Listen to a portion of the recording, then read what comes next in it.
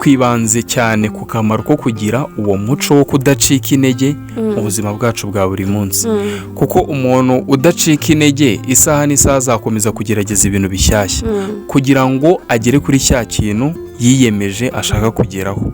Umuntu udacika intege igihe icyo ari cyo cyose ni wa muntu ushobora gukora ibintu bitarakorwa n'undi muntu, kubera ko nta gucika intege agakomeza agakora akubaka. Tugire umuco wo kudacika intege, ni umuco mwiza. Dukomeze twaguke, dukomeze dukure, dutere imbere, tugire ubuzima bwiza, bityo tuzagire ejo hazaza heza. Ugire ibihe byiza cyane, turagukunda. Ciao ciao. Bye. Bye.